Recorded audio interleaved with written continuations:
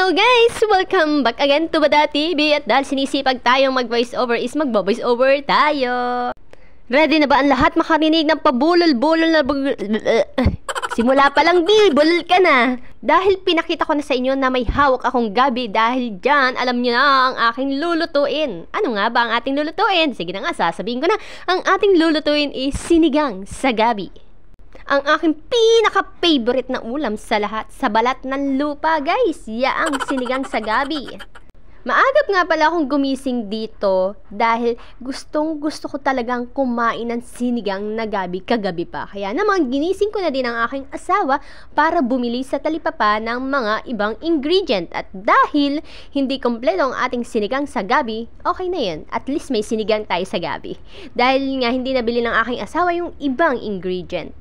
At may naalala naman ako. At may naalala na naman ako guys. Alam niyo noong bata kami, never, ever akong nakatikim ng sinigang sa gabi. Yes, ngayon lang nung ako'y nag-start mag-work siguro. At talaga namang noong nagkahawak na ako ng maraming pera, charot. Nung sumahod na ako dati sa aking trabaho, unang-una kong nilutong ulam is sinigang sa gabi. Dahil ito talagang pinakang gustong-gusto kong tikman noon pa man, nung sanggol pa ako. Charot! At dahil nga hindi ko sa inyo maiipakita kung paano yung proseso ko pagluluto ng sinigang sa gabi, ay sasabihin ko na laang. Ang ginagawa ko nga pala sa karning baboy, ang ingay naman ng aso, nakakairita. At ito na nga, ang una kong ginagawa is, syempre, hinugasan kong mabuting karning baboy. At syempre, ang pinakamasarap pag magsisinigang ka ay yung makapal ang taba. Pagkatapos nga nating hugasan, ito ay ating isasangkot siya para mawala yung konting lansa. Isasangkot siya natin siya na may bawang, sibuyas at paminta. And then, pagkatapos nun ay atin ang igigisa ang sibuyas, bawang, tapos yung atin sinangkotsang karne. At pagkatapos nun ay maglalagay tayo ng tubig. Pag kumulo ang tubig, ilalagay natin ang yung sinigang mix sa gabi. Kahit may gabi tayo, lalagyan pa rin natin siya ng sinigang na mix. At pagkatapos nun, syempre, paglalagay na natin yung mga gulay kung anong meron tayo. At pagkatapos ng pagkumulo, ayun, tapos na. Luto na. At syempre, titikman muna natin kung tama yung ating lasa sa ating sinigang sa gabi. Kung tama o hindi, syempre, kung hindi, at syempre, kung tama naman ang lasa, ay atin ang aahunin yan at tayo ay lalapang na.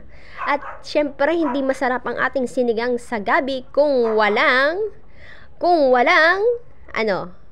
hindi nyo alam syempre, patis na may sili, na may kalamansi. So, bibi, ang sarap nito. Yun nga lang, yung nagayat kong sili, hindi maanghang dahil wala kami ditong siling. Yung red na labuyo ba yun? Yun sana mas masarap. Pero okay na din naman. May anghang din naman siya ng kauntian. Kaya naman, kakain na tayo, lalapang na tayo ng madami. At pagkatapos ko nga ditong gumawa ng ating pangmalakasang sausawan, ay talaga namang nagsandok na rin ako dito ng ating uulamin sa isang malaking mangkok dahil gutom na talaga ako dahil naaamoy ko pa lang ang amoy ng sinigang is very laway na ang person. Kaya let's eat na guys. At naghain na nga din pala ako dito para sabay-sabay na kaming kumain ng aking pamilya. Let's eat. At wag mong kakalimutan mag-share, like at follow at i-comment mo na din kung taga saan ka.